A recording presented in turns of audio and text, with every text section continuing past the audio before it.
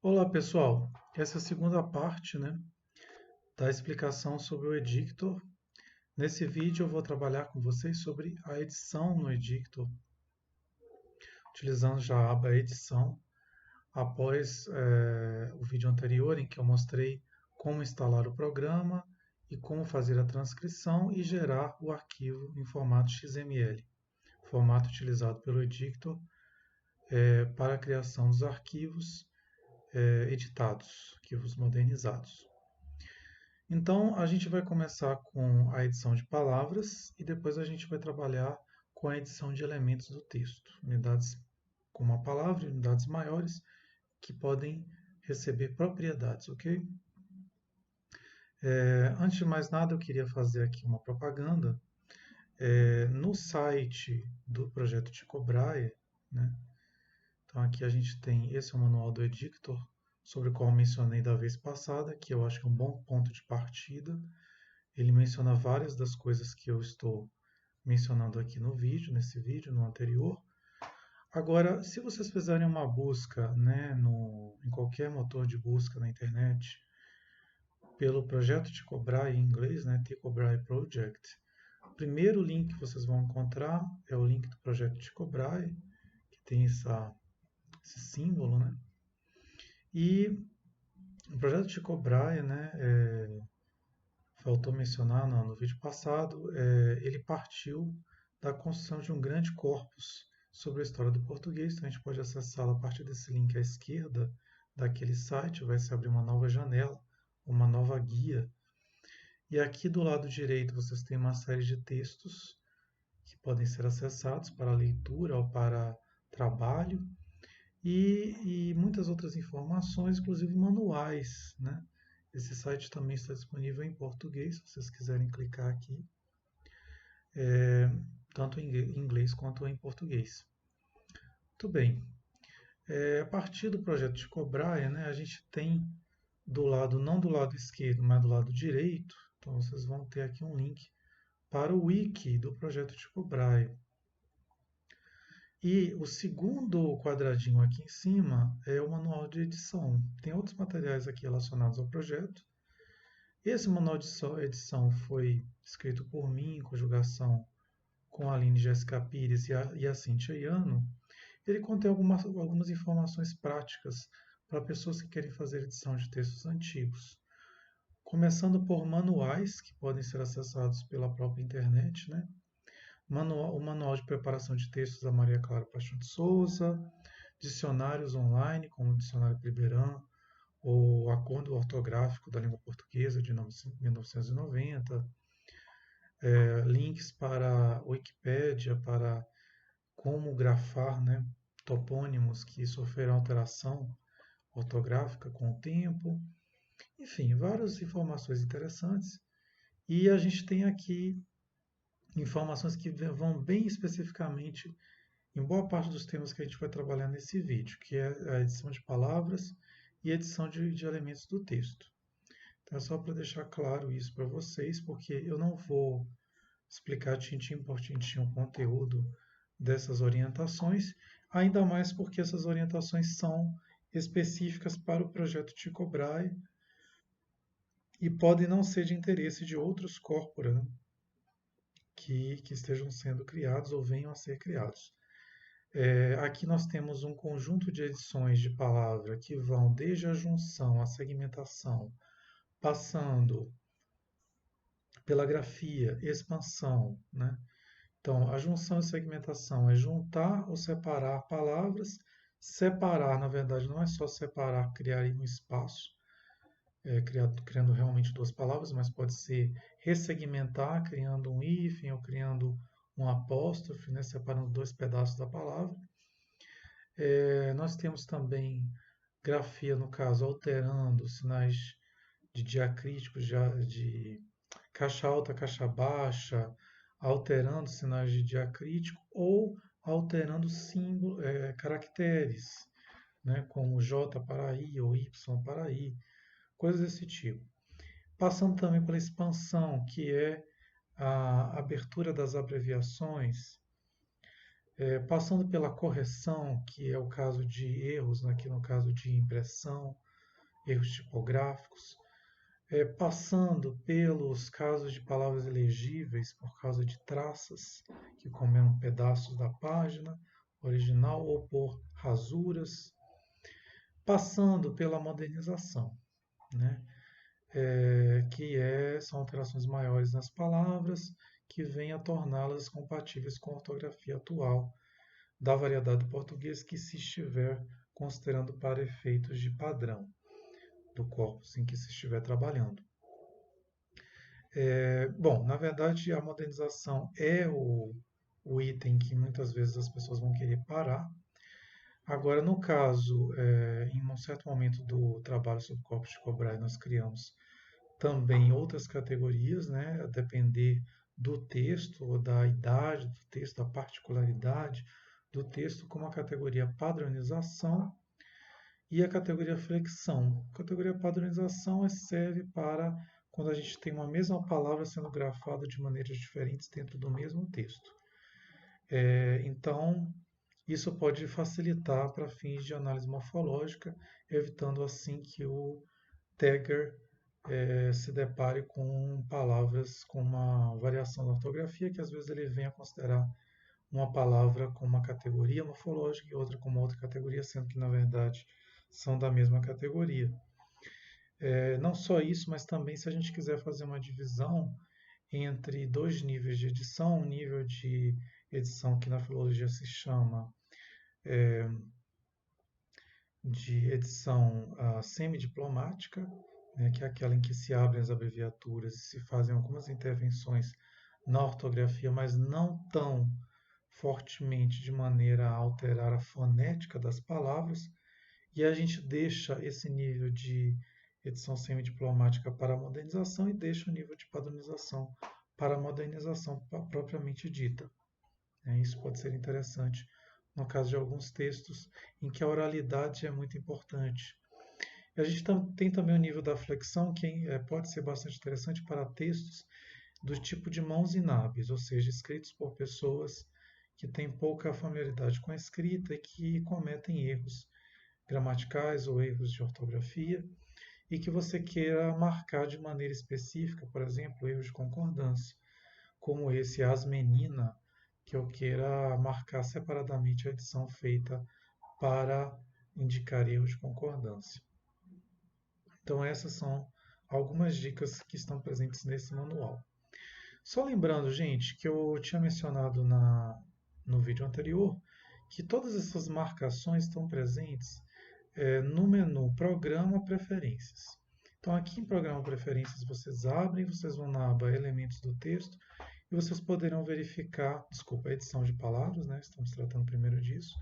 E na edição de palavras vai aparecer todas as opções que vocês têm à disposição na ordem em que elas aparecem no arquivo XML de base.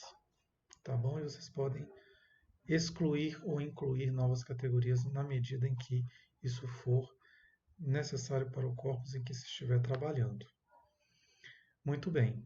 E a gente tem, já adiantando, a aba Elementos do Texto, que a gente pode selecionar para fazer marcações em palavras, ou em parágrafos, ou em sentenças, que são não alterações na palavra, por exemplo, mas se eu quiser dizer, indicar, colocar um flag, né, uma bandeirinha na palavra dizendo, olha, essa palavra é estrangeira, olha, essa palavra tem que ser ignorada para minha análise morfológica, no caso dos corpora que vão sofrer análise morfológica.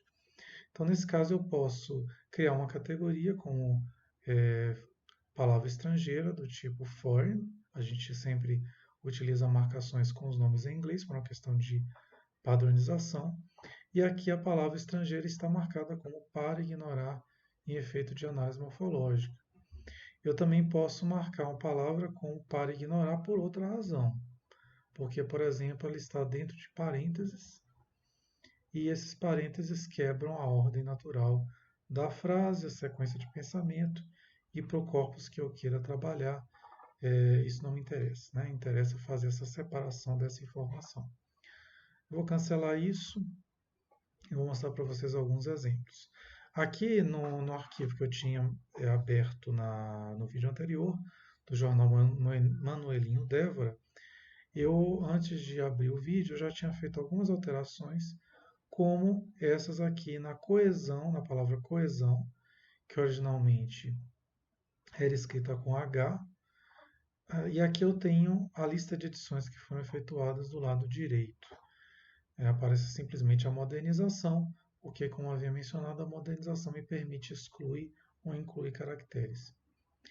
Mas eu posso ter mais de uma intervenção na mesma palavra, como é o caso da palavra nela, que originalmente aqui nesse texto foi grafada com apóstrofo e dois L's. O que eu fiz? Eu marquei, primeiramente, como segmentação, a ressegmentação, ou seja, retirada do apóstrofo, e no segundo momento eu marquei modernização para a retirada do L suplementar. Para fazer essas alterações, vamos ver do começo, né? A gente viu que depois que a gente faz a alteração, a palavra fica em vermelho. Então, vamos fazer a alteração da palavra agregação, que aqui aparece com dois Gs. Como fazer? Simplesmente clico com o botão esquerdo em cima dessa caixinha de edição e eu vou selecionar o tipo de intervenção que eu quero fazer. Aqui eu vou selecionar modernização com dois cliques. Clico na caixinha à direita e aqui sim eu vou fazer a alteração que eu quero, no caso excluir um G. Depois eu vou clicar nesse botão para que a alteração seja inserida na lista de edições. No caso, não tem nenhuma outra alteração a fazer nessa palavra, porque a palavra agregação já está aparecendo na forma moderna aqui, né? Então, basta eu aplicar alterações. Se tivesse mais alterações a fazer, bastava eu clicar novamente aqui nessa caixinha, selecionar a alteração que eu quisesse fazer, digamos, se fosse uma alteração de padronização, e enviar de novo para a lista de edições. Depois que eu tiver finalizado todas as modificações que eu quiser fazer, eu selecionar aplicar alterações, ok? Lembrando, muito importante, se eu não tiver selecionado essa opção aqui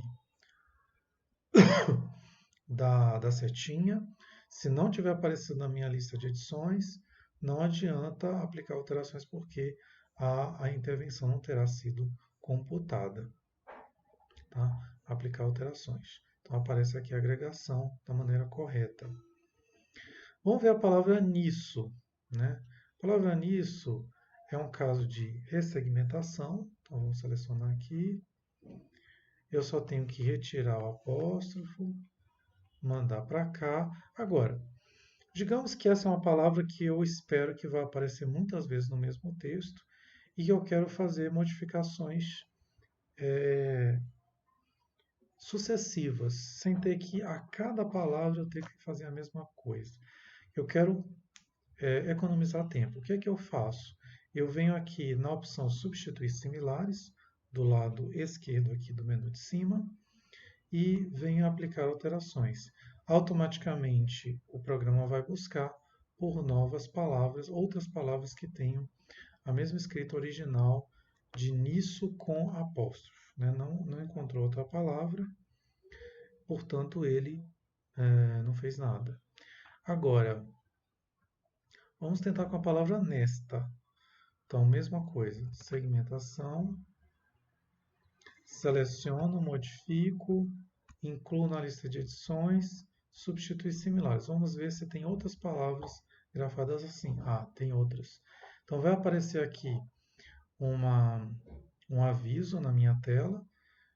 Confirma a aplicação da edição sobre esta ocorrência, eu vou selecionar substituir normalmente. Tá bom? Ignorar, eu posso ir alternando entre substituir e ignorar, se for o caso de uma palavra que às vezes signifique nesta e às vezes significa outro nesta, digamos assim. Se for um nesta que eu queira que esteja em letra maiúscula, ou que esteja separado por apóstrofo por outra razão. Pode acontecer.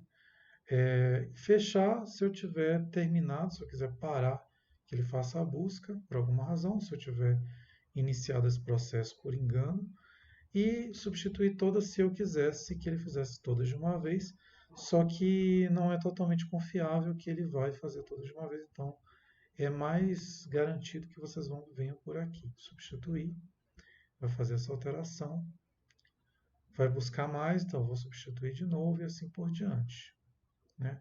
Vocês estão vendo aqui na parte inferior o número da página, que ele vai alterando. Ele pulou da página 1 para 17, agora está no 19. E assim ele vai pulando, ele vai buscando, até chegar ao final e voltou na mesma unidade que eu tinha inicialmente. E aqui passa para a próxima palavra que vem depois do nesta, que é época. E aí eu vou continuar editando as palavras, tá certo? A época também tem que ter uma alteração com relação à modernização, né? Não se escreve mais com H, então eu vou tirar o H. E aí eu vou trabalhando de boas, aplicando minhas alterações e assim por diante. Bom, para que serve esse menu de propriedades à direita? A gente faz a correlação com o nível de edição de elementos do texto. Tá? Então aqui eu estou na edição de elementos do texto nível palavra. Só que tem um menu rápido aqui do lado. Então é aquele caso que eu mencionei de palavras que sejam, digamos, que eu queira marcar de uma maneira especial, como sendo palavras estrangeiras ou palavras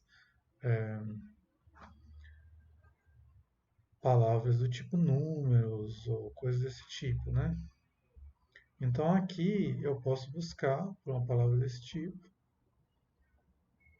Vocês veem que eu tenho aqui, né, uma palavra que já está marcada assim, e eu clico em cima dela e vejo que ela está marcada. A palavra Schaubrack, eu não sei o que significa isso, eu tenho uma palavra que eu posso marcar do tipo estrangeira, e aqui embaixo eu tenho que digitar em que língua ela está escrita. Eu acredito que seja em inglês, não tenho certeza.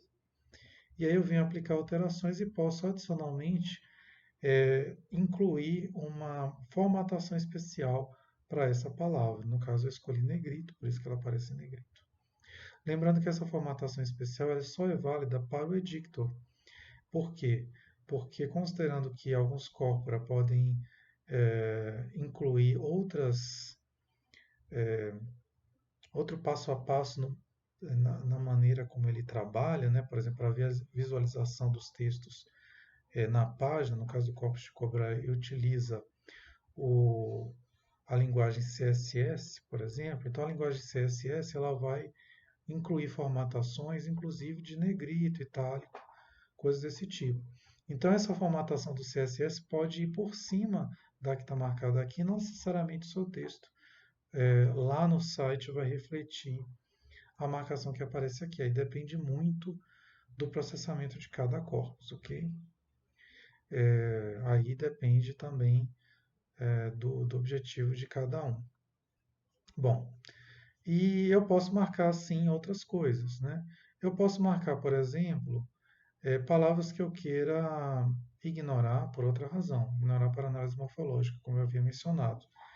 Então, essas palavras que estão entre parênteses aqui no meio dessa frase, na ciência das escolas, há um capítulo que trata de chapéus, calçado e luvas, e eu marquei aqui com bracket, que quer dizer o que está entre parênteses. E consultando o nosso menu de preferências, eu vejo que no menu Elementos do Texto, eu tenho uma categoria Palavra Bracket e está marcado como Ignorar para análise morfológica. O que significa? Quando eu tiver terminado de fazer a edição desse texto e eu quiser incluir no arquivo XML a informação da categoria morfológica a que pertence às palavras, eu vou ter acesso a isso pela barra morfologia, que por enquanto não tem nenhuma informação, mas aqui essas palavras apareceriam em cinza. Na realidade, só para adiantar, eu já tinha feito isso nessas palavras aqui que aparecem como título e subtítulo, que é o caso do título da notícia, né? Biblioteca Pública Donativos Recentes, título e subtítulo. Eu marquei esse pedaço como para ignorar para análise morfológica, por isso ele aparece em cinza e não tem nenhuma opção para formatar, editar morfologicamente o texto nesse aspecto aqui. Tá? Nesse momento, nenhuma das palavras que aparecem em preto que são editáveis, né, eu poderia incluir uma categoria morfológica aqui ao lado, nenhuma delas está já etiquetada porque nós não solicitamos que o etiquetador automático do edicto funcionasse ainda, porque normalmente a gente faz isso só depois que a gente termina a edição do texto, a modernização. Bom, e aí, como eu tinha mencionado antes, nós temos outras categorias acima da palavra de elementos do texto. A categoria que vem logo acima é a categoria sentença, depois parágrafo, depois seção.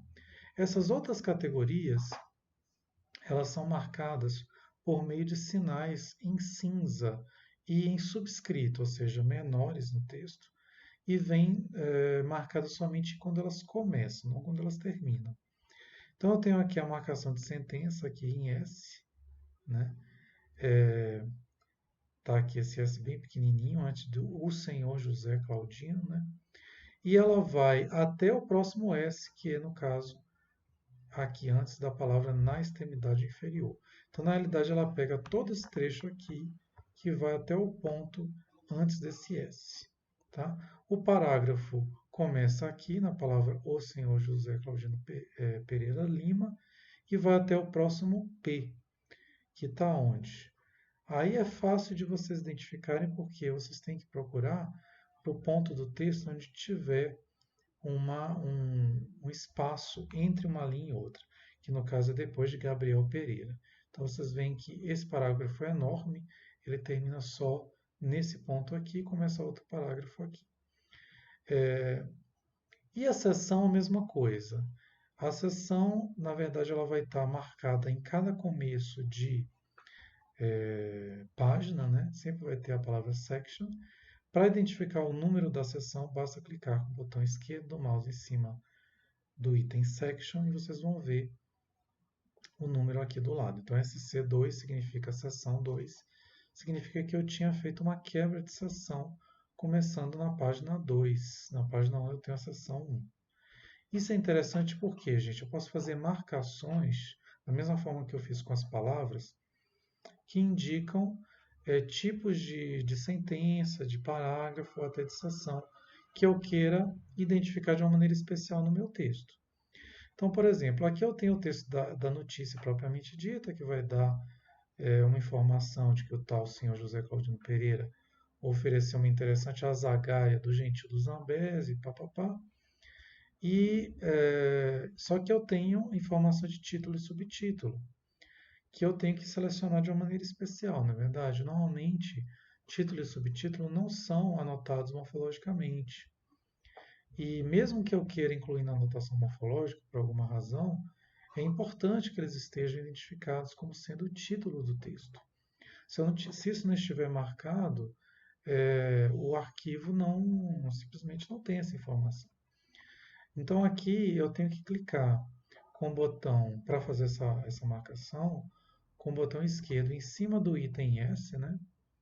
E vou em propriedades e seleciono o tipo. Isso já foi feito antes. Poderia alterar o tipo aqui. Depois eu poderia selecionar uma formatação específica. No caso, eu tinha selecionado negrito. Só para dar uma ideia para vocês, né, como é que funciona. Digamos que eu queira marcar a palavra Gabriel Pereira, que é o nome do articulista, do repórter, do jornalista que escreveu essa notícia, de uma maneira especial. E aí eu posso selecionar, por exemplo, signature, né, que é a assinatura. E aí eu dou um OK, digamos que eu queira marcar em itálico, dou OK. Tá? O único problema aqui é que vocês vão ver que ela vai pegar mais do que o que eu queria. Está pegando esse trecho todo. Aí vocês vão se perguntar, ora, por que isso aconteceu? No vídeo passado a gente viu como gerar um arquivo XML. E de maneira geral, o edicto ele só considera fim de sentença quando tem um ponto ou uma exclamação, um ponto de interrogação, como sinais que indicam fim de sentença. Não é o caso aqui. Gabriel Pereira é a assinatura do jornalista e não estava acompanhado de um ponto final. E aí o edictor fez uma quebra de linha, né, porque as quebras de linha estavam sendo feitas automaticamente, simplesmente por ter um return no final, um enter, né? Se preferir, no final da palavra, mas ele não fez a quebra de sentença. O fim da sentença não está marcado. Para tanto, eu tenho que clicar com o botão direito do mouse em cima da última palavra dessa sentença. Então eu venho aqui, vai aparecer esse menu e eu vou em inserir quebra e vou selecionar fim de sentença.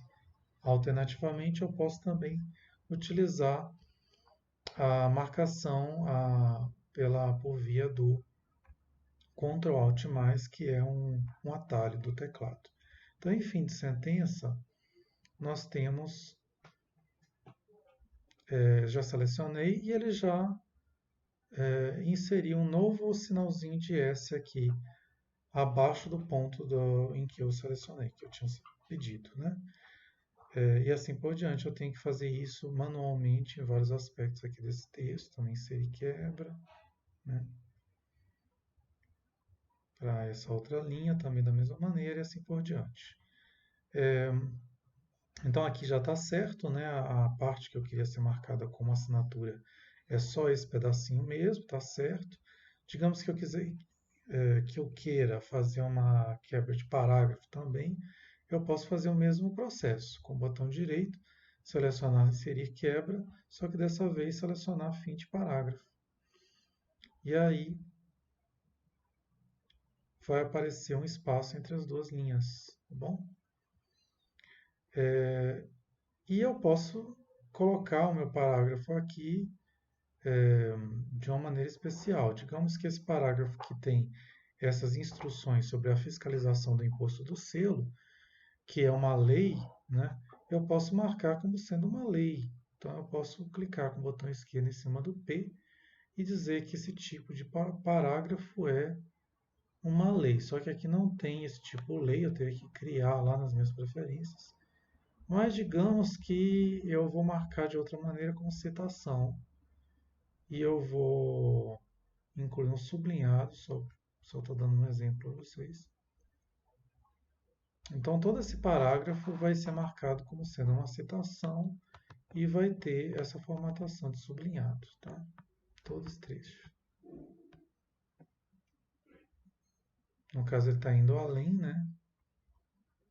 Porque já pega uma outra notícia aqui que diz respeito aos museus escolares, então tem que fazer outra quebra de parágrafo.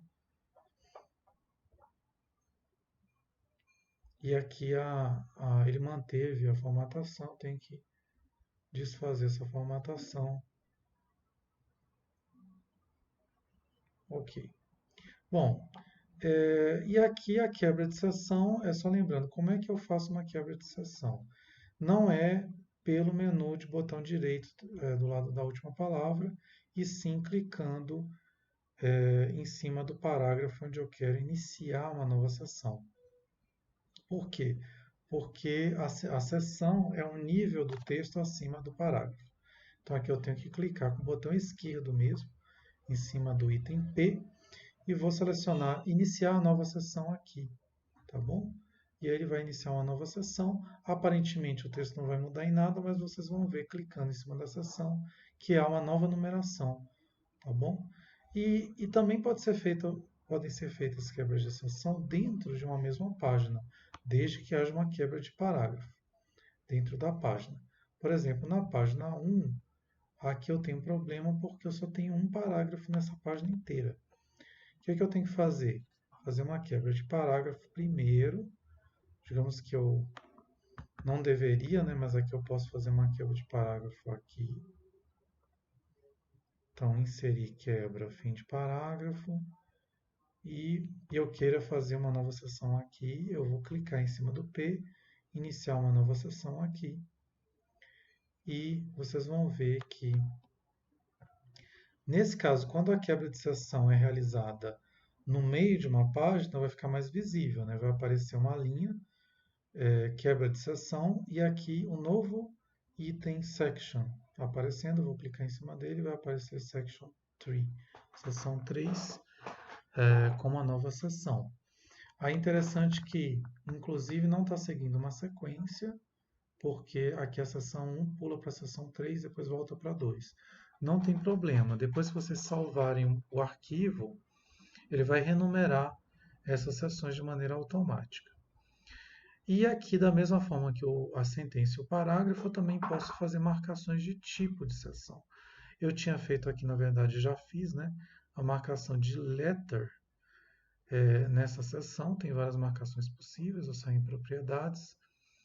E digamos que se fosse uma coletânea de cartas, ou se fosse uma carta dentro desse jornal que eu quero marcar de maneira diferente, eu posso criar essa categoria letter e terei ela ali. Lembrando que nós temos sempre que verificar nas preferências se essa categoria está sendo ignorada para análise morfológica. Então, eu tenho que ir lá em seção, tenho que ir em letter e eu vejo que letter não está sendo ignorada para análise morfológica. Apareceria aqui do lado. Ok.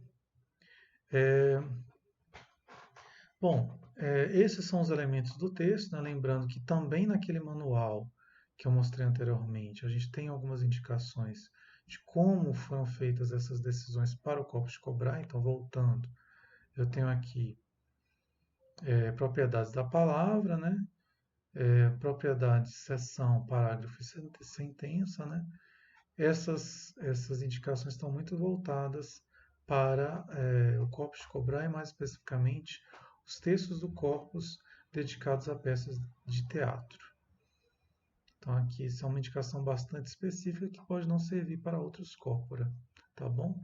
Aqui também tem indicações para quebras de página, quebras de linha, de formatação geral, e cabeçalho e rodapé, e números de página e comentários, que aliás são os últimos elementos que eu vou mencionar agora.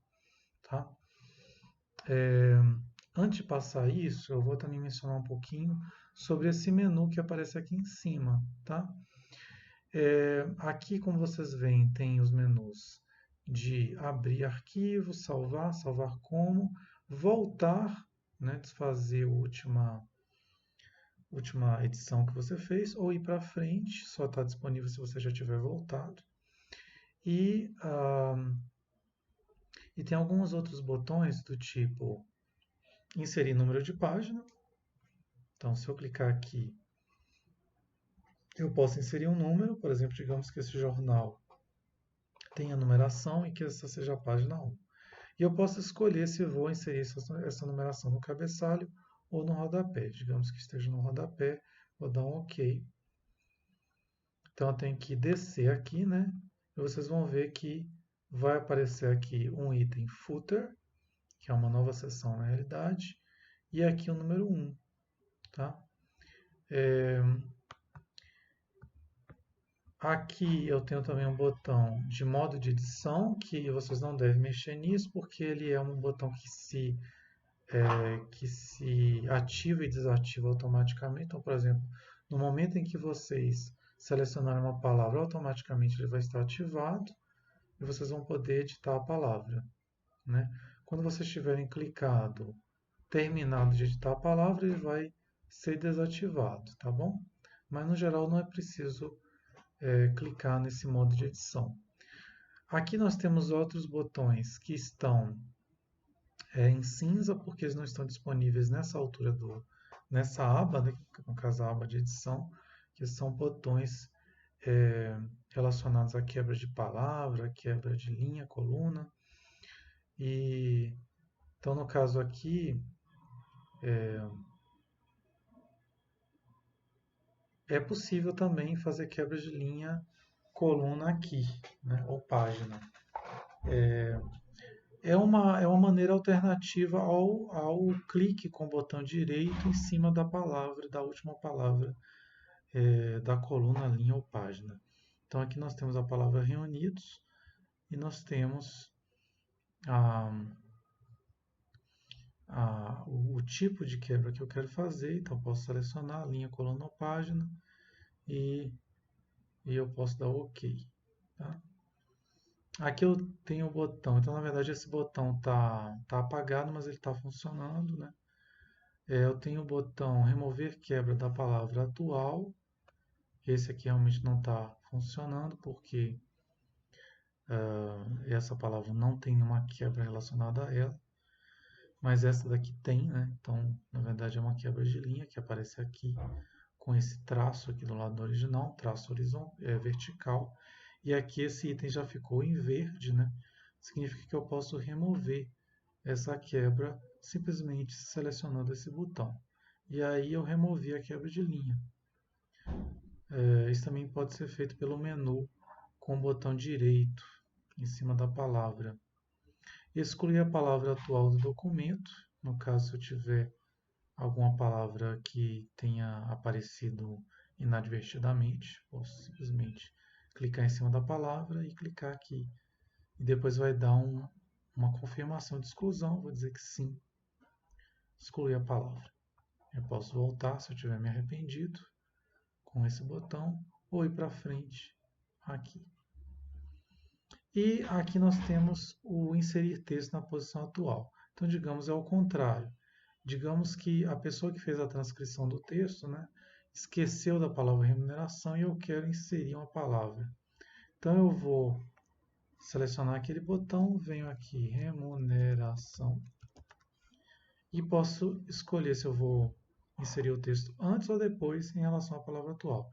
No caso, eu quero inserir antes do ponto, né? Então, eu vou dizer antes, inserir, ele vai inserir essa palavra. Inclusive, é possível inserir várias palavras, um trecho de texto inteiro, aqui com essa opção, inserir texto. E aqui o botão de sair, que é para sair do programa. Tá? Ele vai dar também uma confirmação antes de fazer isso. Lembrando, gente, quando vocês estiverem aqui nessa caixinha, no canto inferior esquerdo, o nível de edição a exibir, normalmente ele vai exibir o último nível que vocês tiverem na sua lista de níveis de edição. Mas vocês podem querer visualizar por outro nível. Então, por exemplo, normalmente eu trabalho com nível de modernização. Tá? Aqui vai aparecer as palavras modernizadas. Mas digamos que eu queira verificar o texto com relação à transcrição original. Aí eu vou selecionar o nível junção, que é o nível mais básico, né? E aqui eu vou ter as palavras todas da maneira como elas estiveram grafadas da forma original. Tá? Então eu posso alterar essa visualização aqui, que é muito interessante para quando vocês estiverem em projetos de corpora grandes, que envolverem muitos pesquisadores, e que tiver um pesquisador que fizer a revisão do trabalho de outro. Então, isso é só uma orientação geral com respeito a esses botões. Esses botões, evidentemente, todos estão disponíveis também no menu aqui de cima, né? Arquivo, editar, exibir, documento, edição, etc. E também alguns deles estão disponíveis clicando em cima de uma palavra ou de algum item do texto com o botão esquerdo ou direito. Nós já falamos sobre os números de página, mas faltou falar sobre os cabeçalhos e rodapés. Então, digamos que eu quero inserir um cabeçalho nesse jornal, né? Então, nós vimos aqui, né, que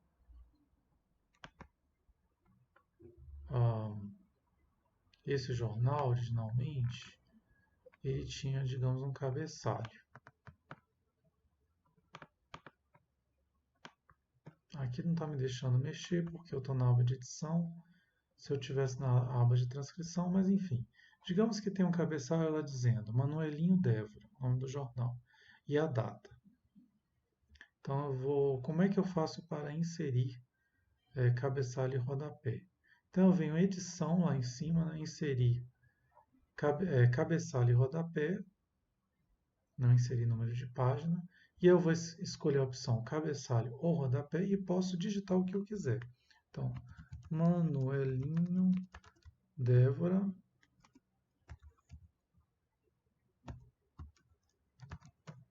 e a data, digamos, 5 de janeiro de 1886 e dou inserir.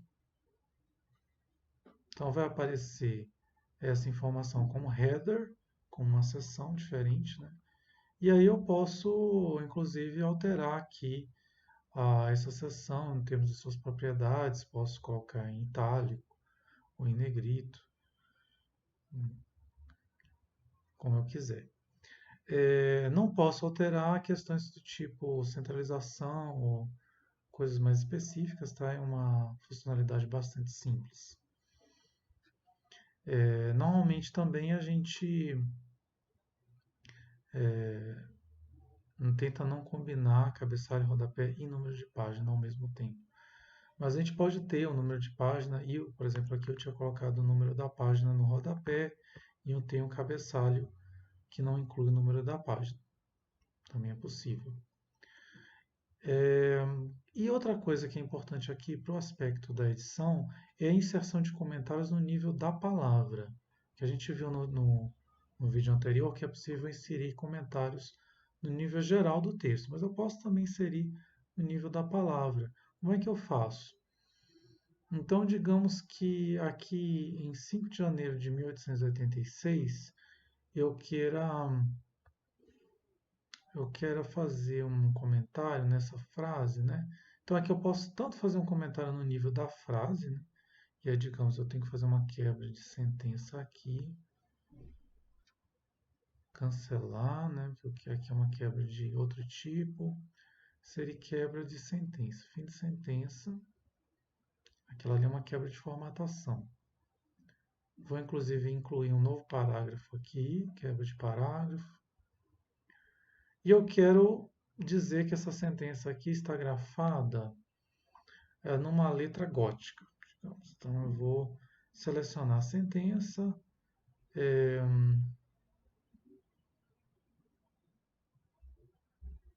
e na verdade não pode ser sentença, tem que ser uma das palavras dessa sentença. E vou, normalmente é a última palavra, e vou aqui com o botão direito do mouse, vou selecionar o item símbolo e vou selecionar comentários. E aqui eu vou inserir um comentário específico para essa palavra. E aí eu vou, da mesma maneira, né, inserir minhas iniciais, por exemplo, lá Andrade, e vou colocar como resumo formatação. Eu vou dizer assim, no original estava essa linha grafada com caracteres góticos. Eu dou um OK. E aí vai aparecer um sinalzinho de mais aqui do lado da palavra. Para eu visualizar esse comentário, o único jeito é seguir o mesmo caminho. Então, clicar com o botão dois dedos, né? Ou botão direito do mouse, símbolo, comentários. E aí eu tenho comentários feitos e aqui em cima eu vou selecionar o comentário que já foi feito. Para eu alterar, digamos, se eu tiver me arrependido, quiser fazer alguma formatação, alguma edição desse comentário, não é possível. O único jeito é excluir, vou dar confirmar a remoção e inserir de novo um comentário, ok? Então essa é a perspectiva de inserção de comentários a palavras, que também é muito importante no aspecto filológico, ou até para fazer comentários no nível gramatical, etc. E aqui nós temos a nossa apresentação, né, sobre edição de textos no Edictor, tá bom? E aí nós temos, né, uma vez que nós tivermos completado a edição do texto, que os textos já tenham sido revisados com relação à sua edição, esteja tudo ok, não é o caso desse texto, né, mas digamos que estivesse tudo ok, e eu queira trabalhar com a modernização, né, que a gente mencionou. Como é que eu faço? Aí eu tenho que ir aqui em Documento, Etiquetagem Automática, tá bom? Vamos ver como é que isso funciona. Ele vai mostrar o edictor, né? Essa mensagem, né, será feita a etiquetagem morfológica do texto. Isso pode levar vários minutos. Por favor, aguarde. Você dá OK. E nós temos a preparação do edictor, né, para fazer a análise do texto.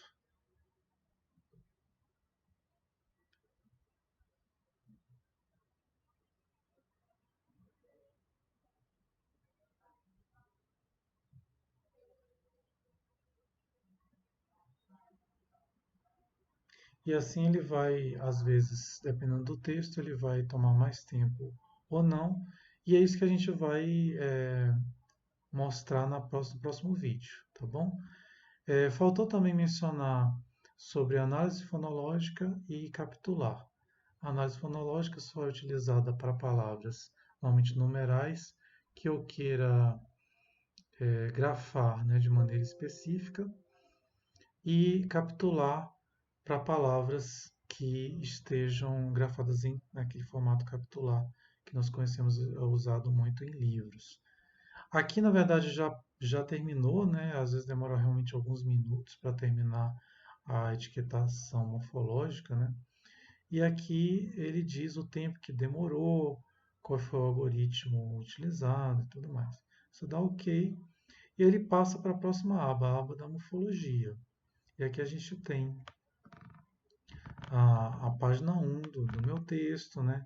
Com todas as palavras seguidas de barra e a etiqueta morfológica que lhe corresponde. A gente vai ver no próximo vídeo como fazer a edição da morfologia. Podem haver erros eventuais nesse processo de etiquetagem automática, né? Lembrando que é importante, logo que tiver feito isso, salvar o arquivo, né? Para não perder essas alterações por alguma questão. E a gente vai ver também sobre os metadados, como inserir metadados no arquivo. Bom, eu estava falando logo antes de ele completar esse processo sobre análise fonológica e análise capitular. Então, a análise fonológica é para aqueles corpora que desejam incluir algum tipo de análise fonológica, inclusive de numerais, como é o caso da palavra 1886, eu posso inserir aqui nessa caixinha forma fonológica e digitar 1886, né? E no momento de aplicar alterações já ter incluído essa informação. Se a minha palavra já tiver análise fonológica, por exemplo, se eu já tiver digitado a palavra 10, por exemplo, então eu vou ter aqui a palavra 10, né, digitada. Então, digamos, já está feita a análise fonológica, eu vou clicar aqui nesta opção.